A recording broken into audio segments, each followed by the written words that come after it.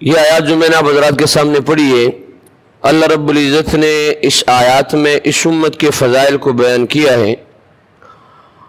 اور آدم علیہ السلام سے لے کر عیسیٰ علیہ السلام تک تمام انبیاء علیہم السلام کو یہ بتایا گیا کہ ایک امت آنے والی ہے، ایک نبی آنے والا ہے۔ آدم علیہ السلام نے اپنے بیٹے شیس علیہ السلام کو وصیت کی کہ میری پیٹھ سے آپ کی پیٹھ کی طرف ایک امانت منتقل ہو رہی ہے جو آخری زمانے میں نبی آخر الزمان کے شکل میں ظاہر ہوں گے، اور اس نبی کی امت کو اللہ رب العزت وہ مراعات عطا فرمائیں گے کہ بعض ہم انبیاء علیہم السلام کے طبقے کو بھی نہیں ملے ہیں۔ اس کا مطلب اور مقصد یہ نہیں ہے کہ انبیاء علیہم السلام سے یہ امت بڑھ کر ہے، بلکہ آدم علیہ السلام اس امت کے فضائل کو بیان فرما رہے اور شیس علیہ السلام کو وصیت فرما رہے۔ آدم علیہ السلام اس امت کے متعلق فرما رہے اپنے بیٹے شیس علیہ السلام سے کہ وہ امت گناہ کرے گی اور اللہ رب العزت سے دعا کرے گی کہ یا اللہ مجھے معاف کر دے، اللہ رب العزت معاف فرما دیں گے۔ آدم علیہ السلام کے متعلق آپ حضرات نے یہ بات سنی ہوگی کہ ایک روایت میں انجیر کا دانہ ہے، ایک روایت میں گندم کا دانہ ہے۔ ایک دانے کی وجہ سے وہ جنت سے نکالے گئے اور 40 سال تک وہ روتے رہے، یہ دعا پڑھتے رہے، ربنا ظلمنا انفسنا وَإِن لَّمْ تَغْفِرْ لَنَا وَتَرْحَمْنَا لَنَكُونَنَّ مِنَ الْخَاسِرِينَ۔ 40 سال تک آدم علیہ السلام یہ دعا مانگتے رہے، اور آدم علیہ السلام اپنے بیٹی شیس علیہ السلام سے کہہ رہے کہ وہ امت گناہ کرے گی اور اس امت کو اپنے اہل و عیال سے علیحدہ نہیں کیا جائے گا، جدا نہیں کیا جائے گا۔ آدم علیہ السلام کو اپنے اہل سے، حوا علیہ السلام سے جدا کر دیا گیا تھا۔ 40 سال کے بعد آدم علیہ السلام کی ملاقات ہوئی صفا مروہ پر حضرت حوا علیہ السلام کے ساتھ۔ تو اسی طریقے سے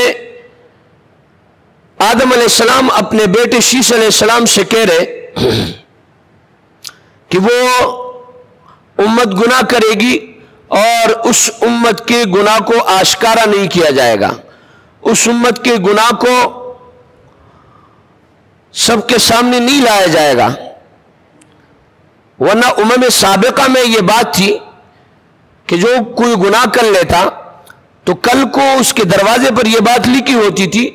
کہ اس شخص نے زنا کیا، اس کو رجم کر دیا جائے، اس شخص نے چوری کی، اس کے ہاتھ کاٹ دیے جائے۔ اب آدم علیہ السلام اس امت کے فضائل شیس علیہ السلام کو وصیت کرتے ہوئے بیان فرما رہے۔ پھر اسی طریقے سے ہر نبی نے یہ اعلان کیا کہ ایک امت آنے والی ہے، ایک نبی آنے والا ہے۔ موسیٰ علیہ السلام کے دور میں موسیٰ علیہ السلام نے اس امت کے فضائل اپنی امت کو بتائے، تو اس وقت ایک بوڑھیا، ایک خاتون تھی، تو وہ فرمانے لگی کہ کاش اگر میں اس امت میں ہوتی تو یہ ساری کی ساری عمر میں سجدے میں گزارتی۔ اس امت کی یہ فضیلت بیان ہوئی کہ ان کی عمریں کم ہوگی، 60 سال تک ان کی عمریں ہوگی، اور یہ فضائل ان کے ہوں گے۔ تو وہ بڑھیا خاتون کہتی ہے کہ اگر 60 سال مجھے دیے جاتے تو 60 سال میں سجدے میں گزار دیتی۔ موسیٰ علیہ السلام کے دور میں اسی طریقے سے عیسیٰ علیہ السلام نے جب اس امت کے فضائل اپنے کتاب میں پڑھے، اناجیلہم فی صدورہم، کہ وہ ایسی امت ہوگی کہ ان کی کتاب ان کی سینے میں ہوگی، تو عیسیٰ علیہ السلام نے ہاتھ اٹھایا، رب اجعلہم امتی، یا اللہ یہ میرے امت کر دے، یہ امت مجھے عطا کر دے۔ اللہ رب العزت کی طرف سے جواب آیا، قال اللہ تلک امت احمد، یہ آپ کی امت نہیں بن سکتی ہے، بلکہ یہ امت احمد صلی اللہ علیہ وآلہ وسلم کی امت ہے۔ پھر اس کے بعد اس امت کے لیے عیسیٰ علیہ السلام نے دعا مانگی کہ اللہ اگر یہ امت نہیں عطا فرما رہے ہو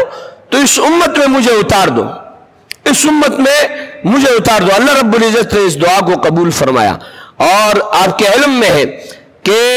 قیامت کے قریب عیسیٰ علیہ السلام اس امت میں آئیں گے اور نبی پاک صلی اللہ علیہ وسلم کا امتی بن کر آئیں گے. تو میرا اور آپ کے لیے ایک فضیلت ہے جو بل مانگے، بغیر درخواست کے، بغیر ریکویسٹ کے ہمیں ملی ہے.